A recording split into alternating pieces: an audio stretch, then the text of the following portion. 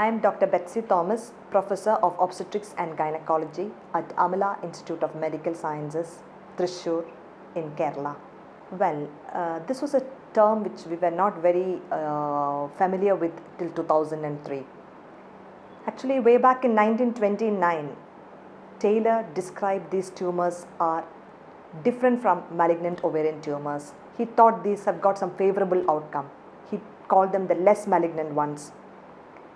And of World Organization, that's FIGO and WHO, had not brought into the classification the group borderline tumors till 1970s, but they called it borderline malignant tumors. The term what we use today, that's borderline ovarian tumors, without that malignant part, was evolved in 2003 by WHO. How common it is? It is 10% of all ovarian tumors is constituted by borderline tumors. The rest 90% will be mostly benign, 60% will be benign, and the rest is malignant. So around 10% is borderline ovarian tumors.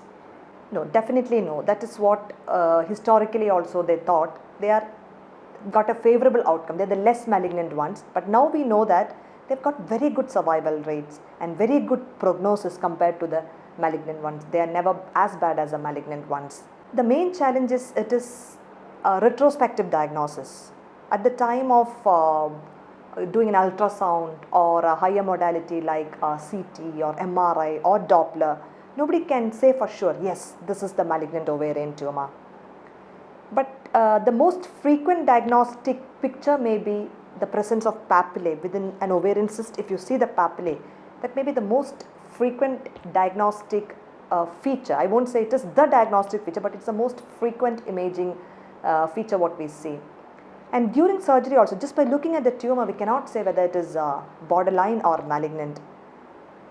Even if we send for frozen section, the pathologist cannot say for sure. Even if they report it as borderline, they will always write malignancy cannot be ruled out, because they have to take so many sections before they can say, yes, this is borderline. So finally, we have to depend on the final histopathology report to come, which may take a few days after the surgical procedure. That's the main challenge in the diagnosis. The diagnostic criteria includes, it's basically pathological diagnostic criteria.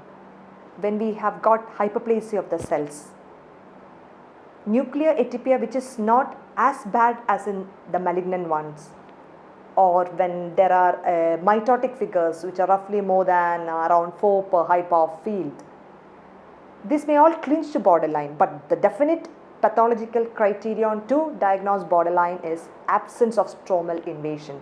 Once a stroma is invaded, it ceases to be a borderline. But there is a new term known as microinvasion, but they've got some definite criteria to call it microinvasion, like 10 millimeters square of spread. If it's microinvasion, it is still under borderline, but anything more than that is invasive cancer. The new pathological criteria, actually some new terms have evolved by the pathologist. One is a micropapillary pattern. So we see a lot of micropapillae in the session. So many pathologists as well as gynae oncologists thought that the presence of micropapillae gives a worse outcome.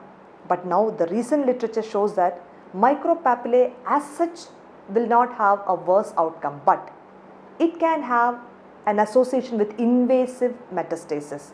And once the metastasis or the implants are invasive, that has got a bad outcome. So micropapillae can be associated with invasive metastasis which has got a bad outcome. That's a new pathological term which is evolved.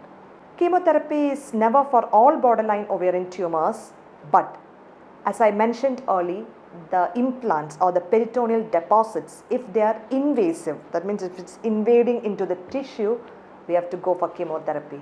Even if deposits are there which are non-invasive, or if the tumor is confined to the ovary and the report comes as borderline, no need to give chemotherapy. The survival rate depends on the stage as well as presence or absence of invasive implants, as well as the residual tissue we are leaving at the end of the surgery. If it is stage 1, the survival rate is as good as 100%.